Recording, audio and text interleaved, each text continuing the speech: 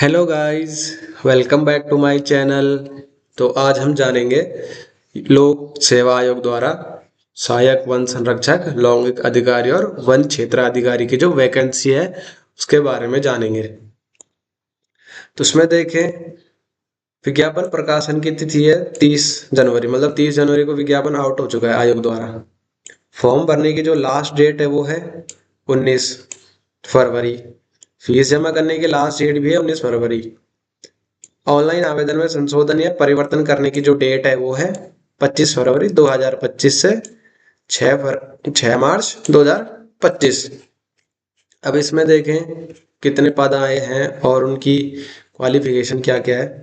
रिक्तियों का विवरण: सहायक वन संरक्षक के 3 पद, लौंगिक अधिकारी के 12 पद, वन क्षेत्राधिकारी के 31 पद, एसीएफ के 3, लौंगिक ऑफिसर के 12 और एसीएफ के 31। एसीएफ के लिए जो पोस्ट है वो तीनों ही अनारक्षित है। पद का स्वरूप है राजपत्रित और ग्रुप सेकंड की जो वेतन है वो है 56,100 से 1,77,500। मतलब वेतन 56,100 से मूल वेतन शुरू है। जब स्टार्टिंग में ज्वाइनिंग होगी तब वेतन होगा।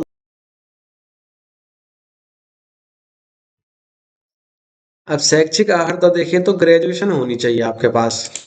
ग्रेजुएशन होनी चाहिए इन सब्जेक्ट में। ये सब्जेक्ट दिए गए हैं: agriculture, botany, chemistry, computer application, computer science, अभियांत्रिकी, chemical, civil, computer, electronics, mechanical, पर्यावरणीय विज्ञान, वानिकी, भूविज्ञान, उद्यान विज्ञान, मैथ्स, फिजिक्स, सांख्यिकी, पशु चिकित्सा विज्ञान और प्राणी विज्ञान। इनमें से आपके पास किसी में भी ग्रेजुएशन होनी चाहिए। अधिमान्य अर्हता होगी प्रादेशिक सेवा में 2 वर्ष की सेवा दी हो और एनसीसी का बी और सी प्रमाण पत्र हो। लौंगिक ऑफिसर में 12 पद हैं, बाकी सेम है, सैलरी सेम है, पद सेम है और जो अधिमान्य अर्हता और शैक्षिक अर्हता है वो सेम है। वन क्षेत्र का क्षेत्राधिकारी 31 पद है, बाकी सेम है सैलरी को छोड़ के। सैलरी थोड़ा कम है, 47,600 से 1,51,000 इसका मूल वेतन होगा। शैक्षिक अर्हता, अधिमान्य अर्हता में इसमें राष्ट्रीय सेवा योजना एनएसएस का प्रमाण पत्र प्राप्त किया हो। एनएसएस का आपके पास प्रमाण पत्र होना चाहिए, बी या सी में से कोई एक। आरओ की एग्जाम पैटर्न की बात करें तो इसमें 2 पेपर होंगे, प्री और मेंस। प्री जो होगा उसमें जीके और सामान्य बुद्धिमत्ता परीक्षा के क्वेश्चन पूछे जाएंगे। ये होगा एमसीक्यूज टाइप। 150 क्वेश्चन होंगे, 150 नंबर का होगा, 2 घंटे का समय दिया जाएगा। इसको पास करने के बाद फिर मेंस। पहला पेपर होगा हिंदी का, 100 नंबर, 3 घंटे में। पेपर होगा इंग्लिश का, 100 नंबर का, 3 घंटे का समय। थर्ड होगा जीके का, 100 नंबर का, 3 घंटे का समय। फिर चौथा पेपर होगा ऑप्शनल का। फर्स्ट ऑप्शनल 200 नंबर का, 3 घंटे का टाइम। सेकंड ऑप्शनल 200 नंबर का, 3 घंटे का टाइम। फिर होगा इंटरव्यू लास्ट में। मेंस क्वालिफाई करने के बाद 75 नंबर का इंटरव्यू है। फिर जब फाइनल मेरिट बनेगी वो बनेगी 775 नंबर की, क्योंकि मेंस और इंटरव्यू को मिला के 775 हो रहा है, तो इसमें से बनेगी फिर मेरिट। अब इसमें देखें ऑप्शनल सब्जेक्ट क्या हो सकते हैं: एग्रीकल्चर, वनस्पति विज्ञान, रसायन विज्ञान या कंप्यूटर एप्लीकेशन या फिर कंप्यूटर साइंस। अभियांत्रिकी में एग्रीकल्चर से, रसायन से, सिविल से, कंप्यूटर से, इलेक्ट्रिकल से, इलेक्ट्रॉनिक्स से या मैकेनिकल से अभियांत्रिकी हो सकती है। फिर अगला पर्यावरणीय विज्ञान, वानिकी, भूविज्ञान, उद्यान विज्ञान, गणित, भौतिकी, सांख्यिकी और पशु चिकित्सा विज्ञान और प्राणी विज्ञान में से कोई 2 विषय, मतलब ये 14 सब्जेक्ट दिए गए हैं, इनमें से कोई 2 सब्जेक्ट ले सकते हैं आप मेंस के लिए। ऑप्शनल में जो 2 लेने हैं उनमें से इन 14 में से आप कोई 2 ले सकते हैं। फिर अगर आगे देखें तो सामान्य हिंदी प्रश्न पत्र में न्यूनतम 35% अंक प्राप्त करना अनिवार्य होगा। कम अंक प्राप्त करेंगे तो उनकी मुख्य परीक्षा की उत्तर पुस्तिका मूल्यांकन नहीं की जाएगी। मतलब मेंस में जो हिंदी का पहला पेपर है उसमें न्यूनतम मिनिमम 35% नंबर आने ही चाहिए। अगर 35% से कम आते हैं तो आपकी मेंस की कॉपी जो अगली वाली होगी उसके बाद वाली, वो कोई भी कॉपी चेक नहीं की जाएगी।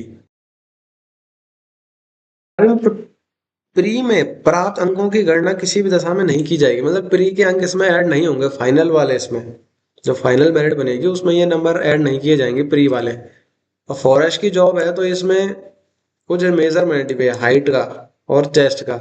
हाइट होनी चाहिए लड़कों के लिए 163 और लड़कियों के लिए 150 सेंटीमीटर। लड़कों की चेस्ट 84 नॉर्मल स्टेज में और खुला होना चाहिए 5 सेंटीमीटर का। महिलाओं की 79 और 5 सेंटीमीटर का फुला होना चाहिए। अब हाइट में छूट जो मिलती है पर्वतीय में, तो पुरुषों के लिए होगा 152 और महिलाओं के लिए होगा 145 सेंटीमीटर। तो इसमें और आगे देखते हैं और क्या चीजें हैं इसमें। फिर है फिजिकल भी है। लैंगिक अधिकारी एवं वन क्षेत्राधिकारी के पद पर सीधी भर्ती में पुरुष अभ्यर्थियों के मामले में 25 किलोमीटर और महिला अभ्यर्थियों के मामले में 16 किलोमीटर की दूरी पैदल चलकर 4 घंटे में पूरी करनी आवश्यक होगी।